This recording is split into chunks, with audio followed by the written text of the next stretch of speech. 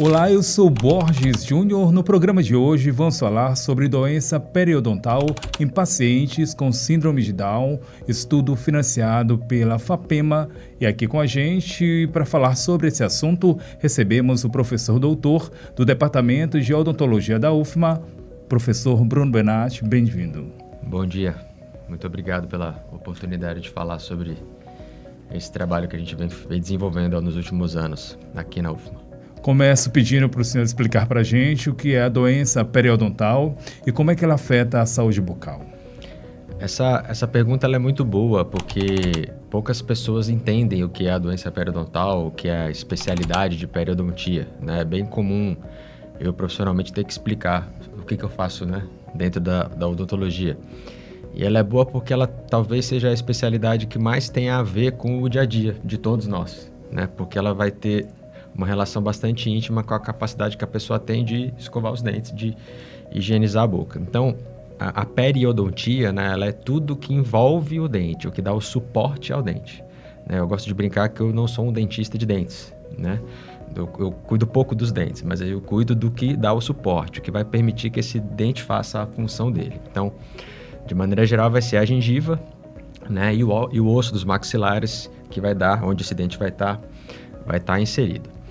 E o que acontece? Quando, né, a maioria de nós não vai ter a capacidade de higienizar perfeitamente os dentes.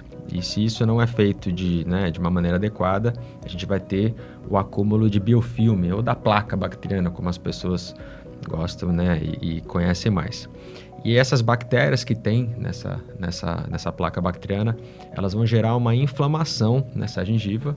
E se ela não é controlada enquanto ela ainda está na gengiva, ela pode atingir inclusive esse osso que dá suporte aos dentes, né? Então, as pessoas às vezes podem perceber um dente mais amolecido, ou a gengiva começa a se afastar do dente, que causa recessão gengival, e o sangramento, né, gengival, que são os principais sinais que as pessoas podem perceber, né, no caso dessa doença estar se instalando. A dificuldade é que ela é uma doença silenciosa, ela não dói.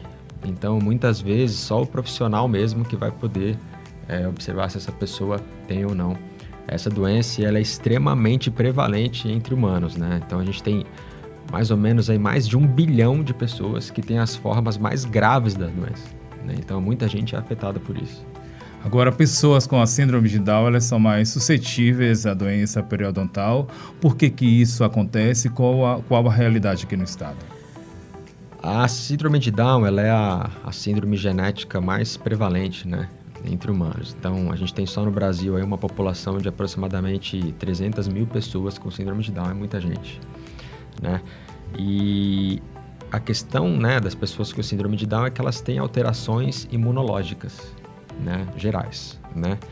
Então, quando a gente tem esse biofilme que eu acabei de explicar, essas bactérias vão ser enfrentadas pelo sistema, pela imunidade que essa pessoa tem. E as pessoas com síndrome de Down vão ter uma imunidade, digamos, um pouco mais frágil. Então, a capacidade que elas têm de enfrentar esse biofilme vai ser menos eficiente do que as pessoas que não são sindrômicas. Então, a doença vai se instalar de uma maneira mais prevalente e mais grave. E também pode acontecer com uma parte dessas pessoas de ter algumas questões, né, de habilidade motora, que também é importante, por exemplo, para você fazer uma escovação, né? Passar fio dental é muito difícil para todo mundo, né? Então, qualquer coisa que possa afetar isso também é um outro fator que pode estar dentro desse contexto. Agora, o porquê em relação às pessoas com síndrome? O porquê que elas são mais afetadas? Justamente porque pela questão da imunidade, exatamente. Elas têm várias questões, né, de saúde geral, né? Malformação cardíaca, por exemplo. As pessoas com síndrome de Down, elas têm um envelhecimento precoce, né? Então, o que está acontecendo, por exemplo? A parte boa da notícia é que a gente dá muito mais, a área de saúde, né, dá muito mais qualidade de vida para as pessoas com síndrome. Então, elas estão vivendo muito mais do que viveram no passado. Por outro lado, como elas têm esse envelhecimento mais acentuado, né, que acontece antes do que a maioria das pessoas, elas vão ter que lidar com as doenças que são comuns, né, às pessoas que começam a envelhecer. E a doença periodontal, por exemplo, é uma delas, né? Quanto mais tempo a gente vive, mais tempo a gente tem para desenvolver essa doença, por exemplo. Agora, o seu estudo ele comparou casos da doença periodontal em pessoas que têm síndrome de Down a pessoas que não têm a síndrome de Down. Quais foram os principais resultados ao comparar essas duas situações? A nossa ideia é que lá desde o início, né, eu tive uma aluna, a Monique Mucharek, que foi aluna de doutorado, né, que foi minha orientada de doutorado, que quis trabalhar muito com isso, né? E a ideia era porque a doença periodontal, ela tem tido bastante ligação com outras doenças que a gente tem no corpo. Então, o diabetes, por exemplo, é uma das principais. Quando a pessoa fuma também é uma outra coisa bastante importante, né? Alguma associação com problemas de gravidez no coração, várias situações. E a gente queria ver como que isso poderia acontecer nas pessoas com síndrome de Down, visto que elas têm mais desses problemas, né, de uma maneira geral. A gente vem observando que existe alguma associação, né, da doença periodontal com, por exemplo, medidas maiores que indicam sobrepeso, por exemplo, né, alguma quantidade de inflamação que a gente consegue observar no corpo, mas que, apesar de existir alguma associação, o principal é dentro da boca mesmo. Então, se a gente consegue, elas têm mais inflamação na boca, de base, mesmo quando elas ainda não estão com a doença periodontal, elas já têm um pouco de inflamação ali subclínica, que a gente diz, né, que a gente não consegue enxergar. Então, elas precisam ter uma atenção muito grande com a escovação, né, desde cedinho, né, isso está melhorando muito, mas ainda é necessário que a gente tenha mais políticas, né, para esclarecimento sobre isso. Inclusive, a gente fez um e-book, os alunos fizeram um e-book falando sobre essa relação para que a gente tenha mais acesso, né, conseguir distribuir mais essa informação para todo mundo, né, se essas pessoas com síndrome de Down conseguirem fazer uma boa higienização, ter um bom acompanhamento profissional, elas vão ter saúde. Então, isso é importante. Elas têm mais doença? Tem. Elas têm mais chance de ter a doença e mais grave? Sim. Mas tudo isso tem solução se ela tiver um acompanhamento profissional e conseguir fazer em casa uma higienização adequada, como é para todos nós. Muito bem, estamos conversando com o professor doutor do Departamento de Odontologia da UFMA, o Bruno Benatti. Ele conversa com a gente sobre os fatores que tornam pessoas com síndrome de Down mais vulneráveis a problemas na gengiva, estudo financiado pela FAPEMA. Agora, professor, além de problemas na gengiva, a pesquisa também investigou conexões com a doença do coração e também Alzheimer. Neste caso, o que foi descoberto?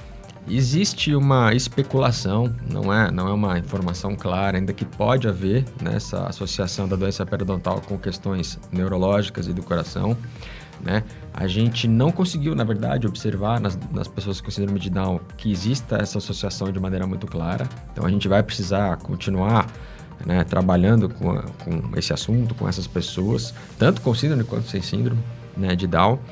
A gente também já investigou a questão da dieta dessas pessoas, né? Como a gente trabalhou com pessoas com síndrome de Down que têm um bom acompanhamento, elas tinham uma dieta, né, bem equilibrada, né? Então, a verdade é que eles têm mais propensão a todas essas questões, mas a gente consegue cuidar com uma boa equipe multidisciplinar de saúde, né? O dentista, o médico, o nutricionista, um psicólogo, todo mundo junto vai conseguir, já estamos conseguindo, né? Elas já estão tendo cada vez mais, né, qualidade de vida.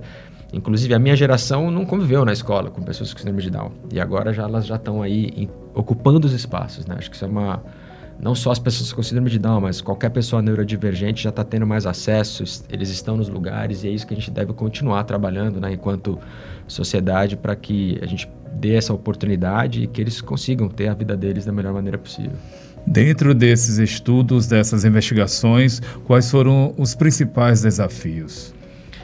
O desafio é a gente conseguir ter acesso às pessoas com síndrome de Down, né? Então, está melhorando, como eu acabei de falar, mas muitas delas ainda não estão, né, disponíveis para que a gente consiga, né, fazer a avaliação, né, que elas necessitam.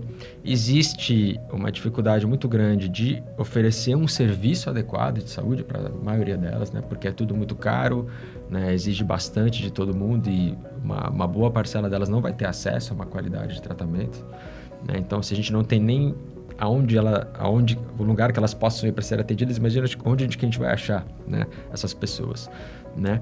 E às vezes com a própria família mesmo, né? Então tem famílias que estão muito empenhadas, tem outras que ainda não conseguem desempenhar um papel tão efetivo, mas a gente conseguiu uma população aí de aproximadamente 50 pessoas que aqui só na cidade de São Luís, que já foi bastante importante para o nosso trabalho. O senhor já pincelou há pouco, falou sobre as perspectivas futuras, pedi para o senhor reforçar nesse sentido o que ainda precisa ser investigado e qual caminho, a partir de agora, esses estudos eles vão seguir. A gente fez, né, até o momento, uma avaliação do que eles apresentam. Então, o principal objetivo que a gente gostaria de tentar desenvolver daqui para frente é que a gente possa tratar essas pessoas, né, para reforçar essa possibilidade de que o tratamento é eficaz, de que elas têm a possibilidade de melhorar e observar se o tratamento periodontal vai ter alguma repercussão, né, a melhora da situação periodontal deles vai ter uma repercussão sistêmica, né, no resto do corpo. Esse seria, assim, o principal desejo que a gente tem para os próximos anos. Estudo com apoio, com fomento da FAPEMA. Pedi para o senhor falar aí da importância desse incentivo da Fundação de Amparo ao desenvolvimento científico e tecnológico aqui do Maranhão aos seus estudos. A FAPEMA já vem, né, me auxiliando enquanto professor, enquanto pesquisador há muitos anos. Nesse projeto da Síndrome de Down não foi diferente, né, tanto por meio de um edital universal, que a gente chama, né, que é o dinheiro para a pesquisa, especificamente falando, né? Então, a gente teve financiamento para fazer o exame das pessoas, para fazer as coletas que a gente precisava de dados clínicos, de exame de sangue, por exemplo, né? Dieta, todas essas coisas, né? Eles também auxiliaram muito com bolsa para os alunos, tanto de mestrado quanto de doutorado. Inclusive a Monique pôde fazer um estágio no exterior, né? Foi a primeira aluna lá do nosso programa de odontologia que fez esse caminho. E esperamos que nos próximos anos a gente consiga mais auxílio para os próximos passos da pesquisa. Muito bem, conversamos com o professor doutor do Departamento de Odontologia da UFMA, o Bruno Benatti. Ele falou sobre fatores que tornam as pessoas com síndrome de Down mais vulneráveis a problemas na gengiva, estudo financiado pela FAPEMA. Muito obrigado pela sua participação aqui com a gente. Eu agradeço mais uma vez o contato do Bruno, desculpa a demora aí, tá? Toda a disponibilidade de vocês e fico feliz de poder falar um pouquinho, né, sobre o trabalho que vem sendo feito aqui na UFMA, aqui no Maranhão, com pessoas daqui e que vem tendo, acho que, um impacto legal para as pessoas, né? O desafio da pesquisa hoje é como a gente vai fazer para ela chegar para as pessoas. Eu acho que a gente vem fazendo um trabalho legal nesse assunto aí. Bruno, que é um dos produtores do rádio Ciência Entrevista, está aqui com a gente no estúdio. Muito obrigado, professor, mais uma vez. Parabéns pela iniciativa. Obrigado, Borges. Até o próximo programa.